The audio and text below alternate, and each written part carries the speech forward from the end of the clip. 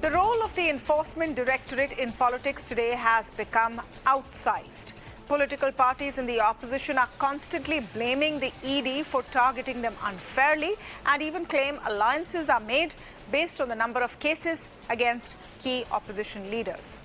The chief official driving ED action in the last 5 years is Mr Sanjay Kumar Mishra. Now, as per some reports, 65% of all ED attachments in nearly 2 decades have occurred under Mr Mishra. Thousands of crores worth of assets have been attached by the Enforcement Directorate under him. Now, depending on how you view it, this could be seen as the mark of a super efficient bureaucrat or a politically motivated one. Either way, Mr Mishra's third extension was annulled today by the top court. The Supreme Court has given the ED director till the 31st of July to continue in his position to ensure a smooth transition. If there was no court order, Mishra would have remained in his post till November 18th this year and then become the first director to have a 5-year tenure after an amendment to the law allowed these extensions. So what's the big deal about these extensions and why have several opposition leaders moved court against it? Typically, the tenure for Director of Enforcement Directorate is 2 years. Mishra had this position from 2018 November and was due to retire in November 2021. That's when he got extension number 1 for a year. This was duly challenged in the top court, and in September of 2021, the Supreme Court allowed this extension but said no more. Now, here's where it gets interesting. When extension number 1 was set to end in November 2021, an ordinance was brought in to change the laws governing the tenure for ED and CBI director. This was then passed by Parliament. The changes meant that extensions of 1 year each would be allowed for these positions with a maximum of up to 5 years.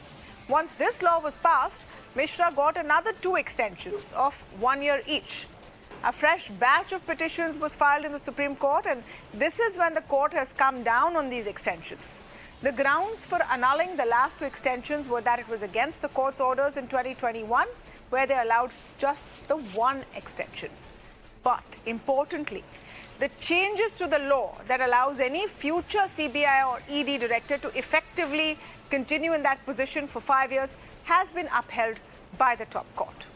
Now, while the opposition has been hailing the verdict, calling it a big blow to the government and a vindication of their stance, Home Minister Mr Shah has said those rejoicing are delusional.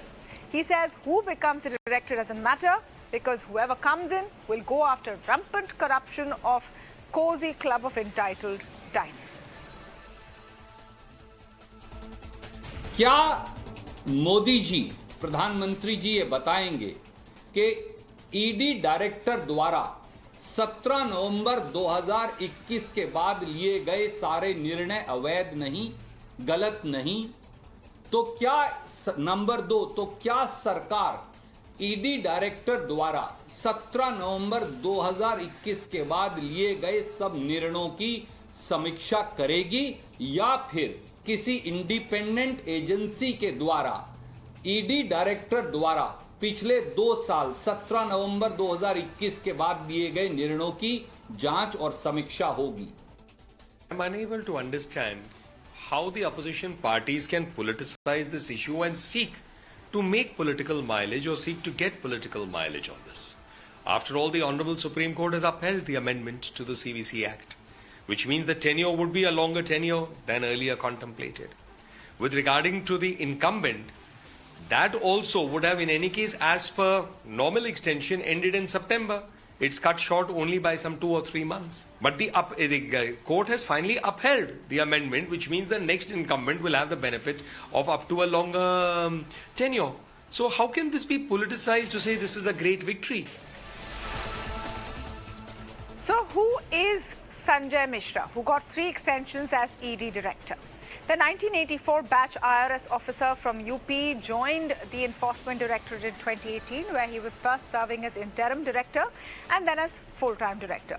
Before this, he served as Chief Commissioner of Income Tax Delhi, where he was involved in several high-profile cases. He is considered a tough taskmaster and tax expert. But today's judgment raises pertinent questions that are not so much about the individual as much as they are about the institution of investigative agencies and the control of politics over them. To speak more on this, I'm joined first by Dushyant Dave, senior advocate, where we try and understand what's the implication. Mr. Dave, thank you so much for joining us on Beyond the Headline this evening. Let me begin with the basics. What are the implications of the verdict that we've seen coming in from the Supreme Court today?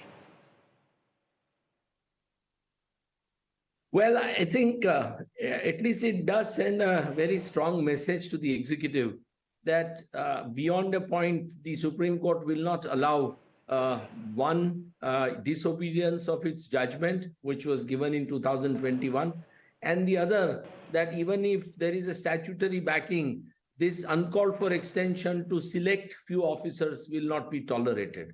So I think to that extent, it's a very strong message to the executive to abide by the rules and follow the prevailing guidelines in terms of appointment to these sensitive posts, which are so crucial to rule of law. Having said that, the ordinance allowing extensions of up to 5 years for CBI and ED director, and then the law that was passed by Parliament has been upheld by the top court. In that sense, do the concerns with Mr. Mishra's extension, because of which petitioners went to court, still persist? Because the same could be implemented again with someone else. Well, they do and they don't, because if the Parliament has passed a law and said that the tenure will be 5 years, then I think there is very little that can be done about it. That's the Parliament's will, and it has to be implemented. Ultimately, Parliament is Parliament, and government desired that. So, but really speaking, in respect of Mr. Mishra's appointment and his reappointment on 2 occasions was something which was, I think, an extremely poor signal that the executive government sent to the country. Mr. Mishra was ordered in 2021 by the Supreme Court that he would not get any further extension from November 2021. And yet the ordinance was issued and, the law was brought. I think that is an extremely, I would say, disappointing signal from a government which, projects that it believes in rule of law and it has no favorites. I think Mr. Mishra was clearly a favorite, and the reason was not far to seek, because Mr. Mishra and Enforcement Directorate under his leadership attacked virtually every opposition political party and their leaders, and kept BJP leaders completely outside the purview of even investigations. So I think government achieved its objective. The objective was not to strengthen the Enforcement Directorate by appointing a person who's of great impeccable integrity and character and qualities, but somebody who will play their tunes, and Mr. Mishra played their tunes. So that's a very, I would say, disappointing message that the government has sent to the country. The opposition is saying, and this was something Mr. Surjewala of the Congress Party has put out and questioned, they're saying that all action since 2021, since October 2021, by the Enforcement Directorate under Mr. Mishra should be scrutinized, because the Supreme Court has essentially deemed illegal his last 2 extensions after 2021. Is there any legal validity to that demand? Well, I don't think much can be done, although I would have really liked Supreme Court to clarify this position, because the Supreme Court has clearly declared that Mr. Mishra's continuance after the judgment of the Supreme Court in November of 2021, September of 2021, was illegal. Once it is held to be illegal, then naturally all actions such an illegal person takes in a public office would also be illegal. And that's why I'm really shocked and surprised that the Supreme Court even gave Mr. Mishra an extension till July 31st. Supreme Court should have said nothing doing. Government can make alternative arrangements, but Mr. Mishra should leave his office forthwith today. Because, Enforcement Directorate doesn't depend on one man. There are many additional directors, joint directors, and many other people. It comprises of some nice people. And I'm sure they would have been able to manage for next couple of weeks till government really. And if this government wants to make the appointment, this government can make the appointment in less than 24 hours. because the appointment committee of the cabinet comprises only of the Honorable Prime Minister and Honorable Home Minister. So they have to take a decision and they know whom to appoint. They must have already thought of it long back as to who should be the next favorite of theirs. So I think Supreme Court really missed the bus there. They should have declared that Mr. Mishra's actions from September of 2021 were illegal and unconstitutional, and that his continuance, even for a day, would not be conducive to the rule of law and to the constitutional morality of the country. You know, I want to just examine some of the arguments that the government put forth in court on this case, where they said there needs to be the possibility of a 5-year term for someone who heads the Enforcement Directorate and CBI. They say because you need continuity to really, undertake all the work. And they've compared it to what happens in other countries. Does this make sense in theory? Well, the rules which govern the civil services really do not permit this kind of extensions. And in fact, the Office of Enforcement Directorate was outside the extension, scope at all altogether. If only few officers are permitted to be extended, like the Cabinet Secretary and the Defense Secretary, because of the sensitive nature of their post. But other officers are not covered by that provision under the CCS rules.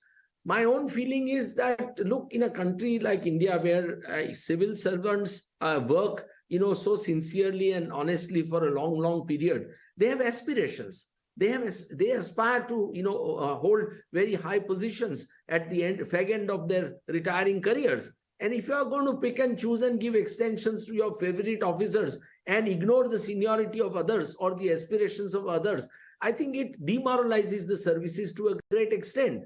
And in a country where the retiring age is 60, I think it was really wrong for the government to have really thought of this mechanism. There is nothing so special about an individual. You get my point. I mean, the civil services comprise, by and large, of some outstanding people. And I have no doubt that the scope of or zone of consideration for appointing any person to head these key institutions like CBI or Enforcement Directorate or CBDT or CBEC chairman, all these positions, government has a very significant number of available applicants, and they should be considered. So I think that this kind of these are political appointments which are now being made.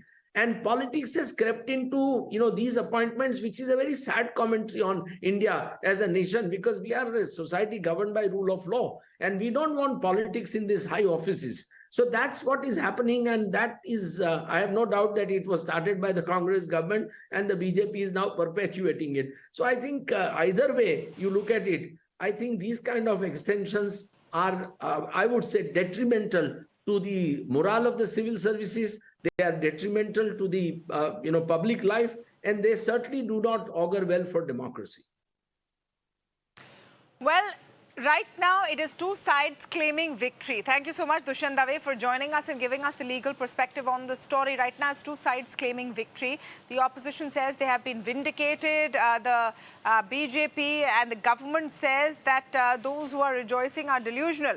R.S. Pathania, leader of the BJP, with me on the show today. I'm speaking with Adil Singh Boparai of the Congress Party, Yashowardhan Azad, former IPS officer, and ML Sharma, former special director at the CBI, joining us on the show. Welcome to all of you, and thank you so much for speaking with us today. Mr. Pathania, let me begin with you. Is this not a setback to the government? Because this gentleman was given 3 extensions, and he's not even been allowed to complete this term till November. 20 days have been given. That too because they were requested for certain inspections, etc. Isn't this a setback to the decision to go ahead with extension after extension, to bring an ordinance to allow these extensions, even after the Supreme Court said in 2021 no more?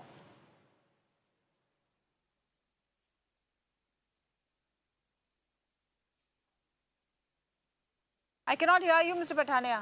You're on mute, I believe. Sorry, ma'am. Yes. Now I think I am audible. The Yes. Indian Parliament reflects the collective will of we, the people of India. two amendments, one to the Delhi Special Police Establishment Act and another to the CVC Act. Both the amendments have been upheld by the Honorable Supreme Court. And the wisdom and the sanctity and virtually the driving force behind the parliament, which is the elected executive, to effect said amendments, it has also been upheld. Now, with regard to giving a 5-year tenure also, the Supreme Court has also not put a value judgment comment on it. Yes, one thing which I should very frankly admit, that allowing Mr. Mishra after 2021 judgment, it has been frowned upon by the Honorable Supreme Court. Anyhow, on the other side, the Honorable Supreme Court has allowed Mr. Mishra to continue till July 2023. So there are two aspects of the matter. But my respectful submission, the way a section of political parties, a section of politicians, they have reacted on social media, victory. And what victory? You see, it's a routine matter. Government suffer judgments. Government suffer reprieves also. That's a good faith also. Virtually, ED is an institution. The same is the case, CBI is an institution. Same is the case, Election Commission of India is an institution. But my respectful submission to all my friends across the panel, as well as all the political parties who are watching this debate, that we should not unnecessarily and unduly give unnecessarily colors and political tints to all these judgments. Government suffer judgments. There may be a curative interpretation. Governments go on appeal. Okay, Government let me get Mr. file Boparai. curative interpretation. So government implement. What is the implement need judgments for also. victory? What is the need for victory and why the undue political color, Mr. Boparai? Yes, the Supreme Court has annulled the extension, said you can continue only till 31st July, but they've also upheld the law that allowed that extension. So the next time round, someone else can have this kind of a tenure.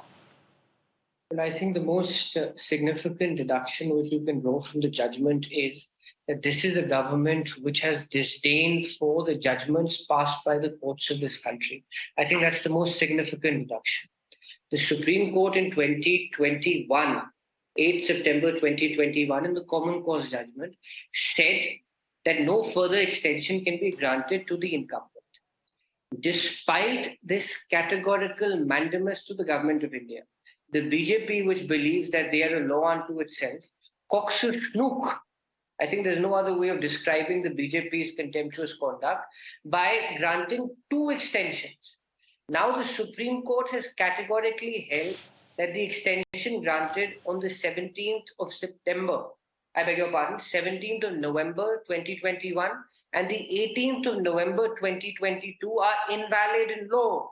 In other words, despite the government being cognizant, unless and until they are just completely ignorant, oblivious, and intellectually juvenile, that they can't even discern a Supreme Court judgment, which I assume they're not. I think the law and the judgment was very clear that you cannot grant this gentleman any extension. But let me come to the political point. The political point is that the ED today has become a hound dog. I repeat, the Enforcement Directorate today has become a hound dog. It has been unleashed at political opponents. Hence, it was important for the government of the day to have a yes man. Dear sir, this is a bad chance. One minute, Mr. Pathania, let him finish and then you will respond. Yes. Please.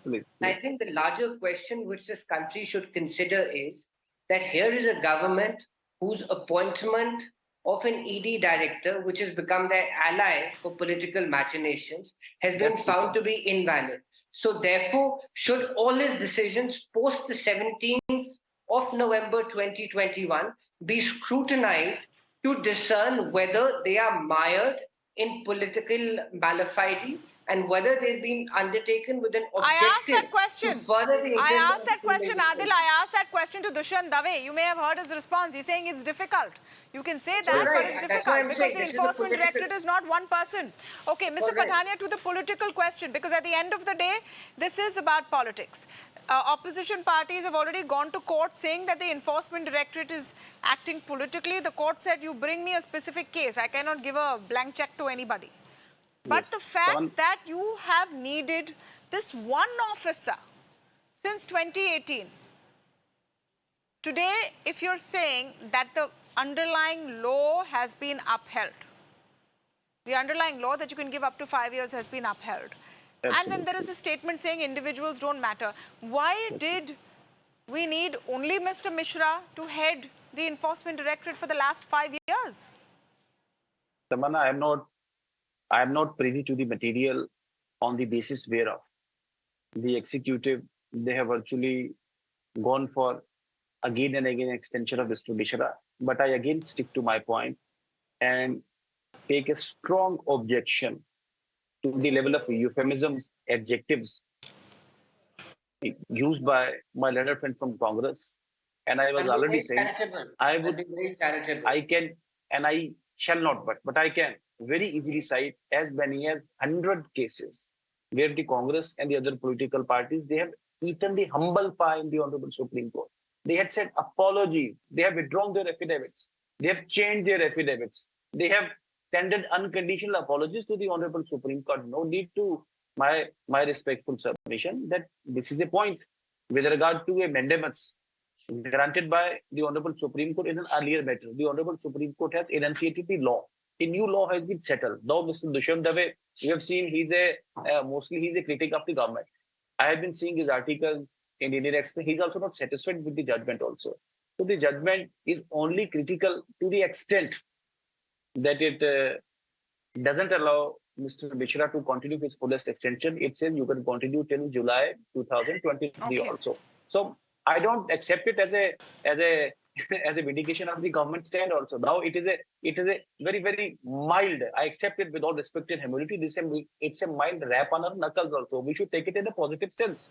It should need to improve the system. It should need to improve the working of the executive also. It's a leading light for all of us. But no point to celebrate. No point to say victory. What is the catene of comments which are going on the media and the social media? What Congress has been professing in a press conference. The people who went to court as petitioners are saying we won. People who went to court as petitioners are saying we won. Yes, quick interjection from others. Yes. The nub of the matter. Now let's not beat about the bush. The nub of the matter is that two extensions of November 2021 and November 2022 also, have been categorically held to be invalid in law. Here is an individual whose appointment was thrusted in the teeth of a Supreme Court mandamus. What does that show? And this is a question to your viewers. Viewers, this is a government which continues to ride roughshod despite mandamus, despite categorical directions of the Supreme Court. That is why, coming back to my primary point, they have disdain for the rule of law. They believe that they are a law unto itself. Their arrogance knows no bounds. All right, 1 minute. The truth of the matter and the heart of the matter, the real debate, honestly, is about the role of the Enforcement Directorate and the person at the helm of it. And for that, we need to look at how this person is actually chosen. There is a committee. That is a specific committee which decides or which suggests who the Enforcement Directorate director will be, and it is citing this that the Supreme Court has said today that there's enough checks and balance. There are specific top IS officers, bureaucrats who make up this committee. Now, I want to come to Mr. M.L. Sharma on this particular case. When we talk about the kind of extensions given and why a director should have or would need to have 5 years. Do you think that there's merit in that argument, that you need 5 years really to start the job that you finished? Or do the individuals not really make a difference to investigative agencies like this?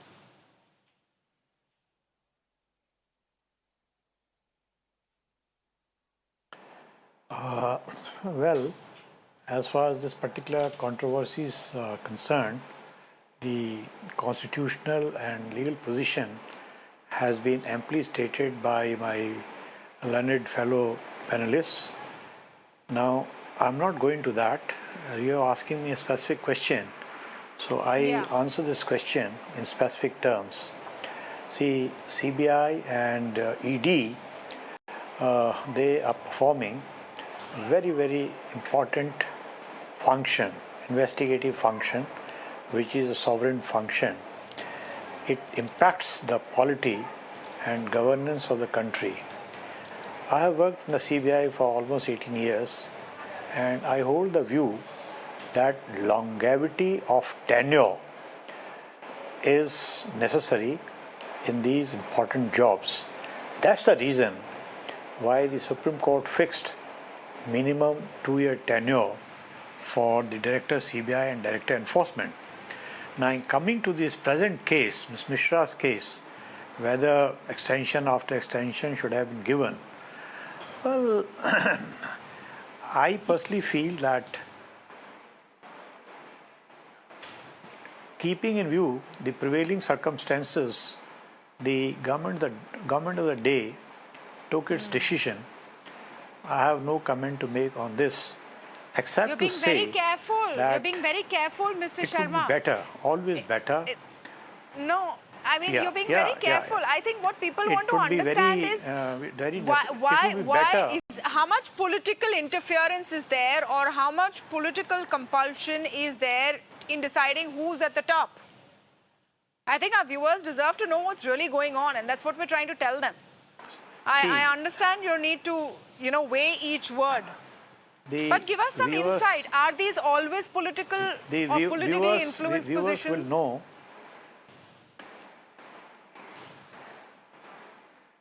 It's a very simple question that you're asking me.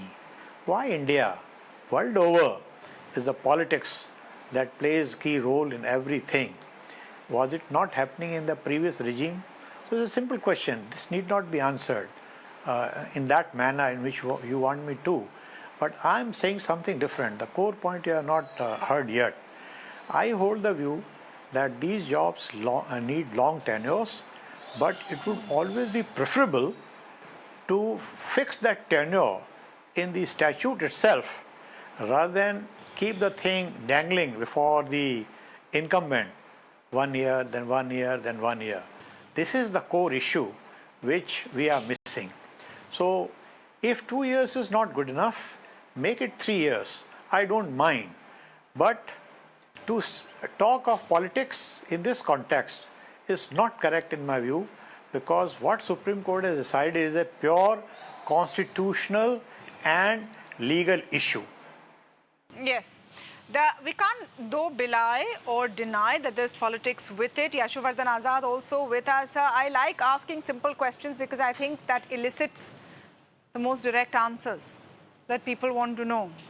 The legal tangle beyond a point remains in courts. What are the implications? Does this mean that this government or any government in the future can bring in a director of the ED or the CBI that they may favor and then keep giving them extensions on a yearly basis? Doesn't that increase the incentive to do what the government of the day, whichever it may be, likes? Whether in the past or in the future, all such sensitive posts are manned by the key men of the government. Let's not, pussyfoot about the whole thing.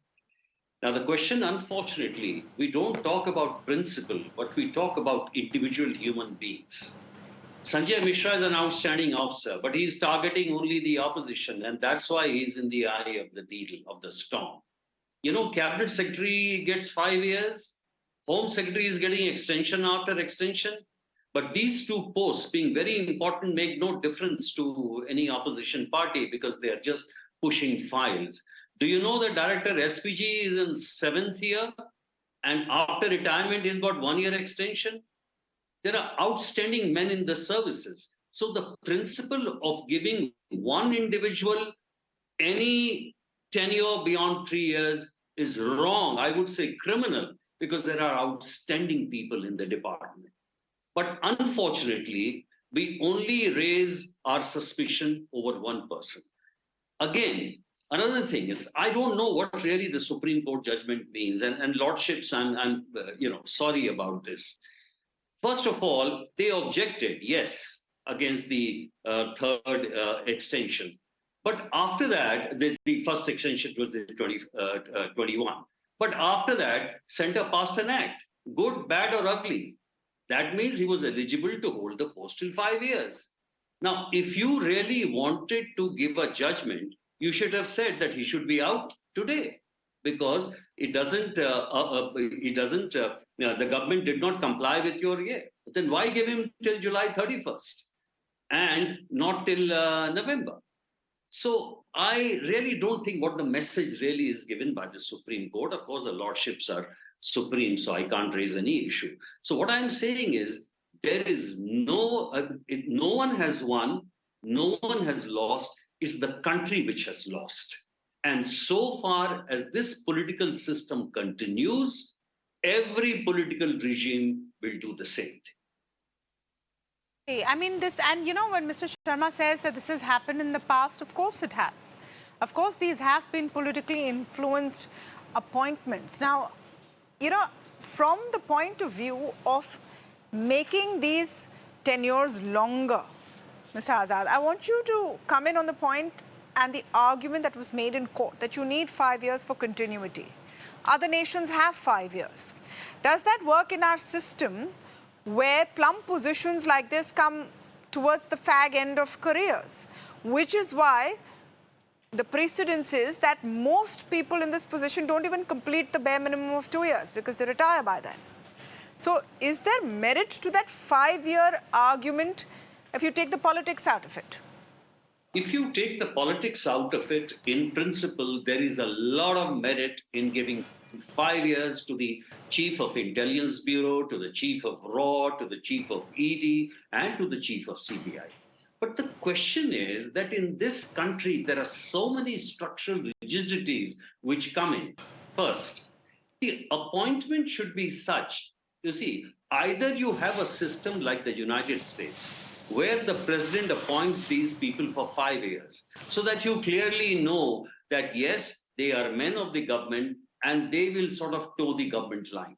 Let that be like that. But there are certain institutions which have to have the requisite autonomy and you have to keep them separate from the government. Now, we have been talking about police reforms, we talk about institutional autonomy, but the mud has been, you know, split from the Election Commission to the CIC. Look at what CIC is today. Instead of being an autonomous institution, every year you're giving them extensions after 3 years. So how can you maintain that institutional autonomy? So there are two things. If you have the right candidates in the place, and who's going to assure that, then 5 years, I'm totally for it. And second is that you have a built-in system where you're not influenced by whatever happens in the regime changes, then it works fine. But if you don't have that, then why should you give extension to anybody beyond 2 years?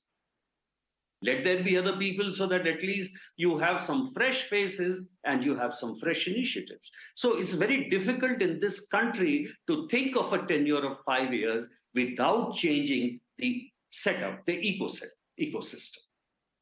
Mr. Pathania, would you at least agree to the point of how politically influenced these positions are? Or are you going to stick to your official line that politics has nothing to do with it? That the choice of who helms, and again, I want to make it clear, we're not talking about any one individual. The story today, honestly, is not just about Mr. Mishra.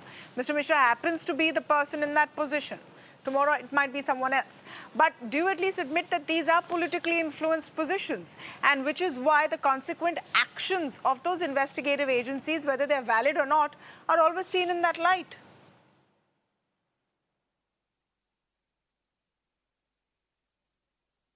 You're on mute, sir. Absolutely not, Tamanna. Absolutely not. It has been repeatedly upheld that individuals don't matter. The institution matters here. And Mr. Sanjay Kumar Mishra, he is not a man of the street. He's a decorated IPS officer. And a committee headed by the CVC chairman and 2 administrative secretaries, they have, in all their wisdom and sanctity, they have recommended his extension. Now, the Supreme Court has frowned upon it. Supreme Court not has agreed upon it. That is one aspect of the matter.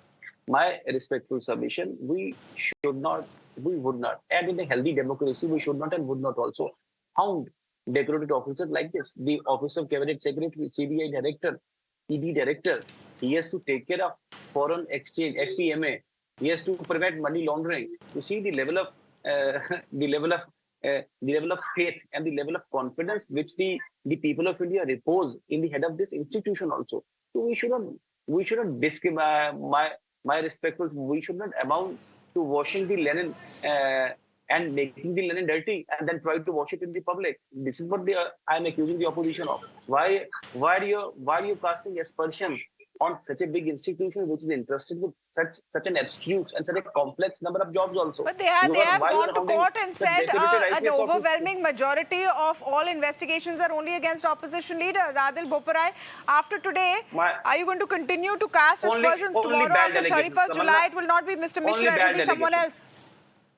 No, I want to ask Adil Singh Boparai, after 31st July, it won't be Mr. Mishra, it will be someone else. Yes. Will you then cease to see motive in the actions of the Enforcement Directorate if it is at opposition leaders? Please understand that the real strings are being pulled by somebody else. The real strings are not being pulled by the ED director. The real strings are being pulled by their political bosses. So therefore, misuse of agencies will continue. In fact, it is likely to become more vigorous in an election year. So therefore, you will see more misuse. But the larger point here is how the ED is being used as a political arm of the ruling dispensation. I can give you multiple examples of how ED cases were initiated against opposition leaders. When they switched over to the BJP or when they extended support to the BJP, those cases disappeared in thin air. I think we've had ad nauseum debates on how the BJP's washing machine has been doing a terrific job when it comes to the use of the ED. So therefore, I don't want to go down that path today. Let me finally say, I cannot in the recallable past even think of one example where an incumbent government has brazenly violated a mandamus, or in other words, a direction of the Supreme Court of India. I think by that standard, this is a new low. Despite the September 2020 judgment categorically saying no further extension should be granted to the gentleman, this government in brazen defiance did that. And that has been held to be illegal. I think that is the real story. Okay. I mean, everyone's picking their headlines and it always happens in important verdicts. Everyone picks the parts that works for them. Yes, quick response, Mr. Pathania. Yes, madam. Except for an high decibel phraseology, I challenge not even Mr. Aman, Mr. Boparai, each and every opposition will come out with a single case where any such institution has been politically used. The majority of the cases which are pending with the opposition leaders, the affairs were registered prior to 2014. This has been said at minimum occasion. And if the EDs are doing their own job, if CBI is doing their own job, if the other institutions are doing their own job, why don't you want to politically malign them and try to get it out? You are just trying to create haze and just to throw dust. You see, they are working under the India is being governed by a rule of law, and all the institutions work under a well-framed mechanism, under well-framed laws framed by the Parliament Mr. of India. Pathania, you know, let's be honest, and it's not just a story of this government. The kind of political influence over how institutions work is well known. Everybody knows it. You know, Mr. Sharma doesn't want to say it outright, but he's inferred to it. Mr. Azad has no qualms about saying it outright, that this is how it happens. And it's not just in this government. It's happened earlier as well. Frankly, the bigger question for viewers and for citizens of this country is that can we please have these positions filled without any cloud of suspicion that it is politically motivated? Can we have them work for the good of the people and not because they want to make someone happy? I don't know if that's too much to ask. I'm going to take a short break on this debate now. I want to thank all of you for joining us on the lead story. But after the break, very, very important story today, which we need to go into the details of. The 50th GST Council meet ended. They've made decisions on online gaming, on how you will tax MUVs and SUVs, and even how much you may pay for your popcorn and soda at the cinema hall. I'm coming back with those details.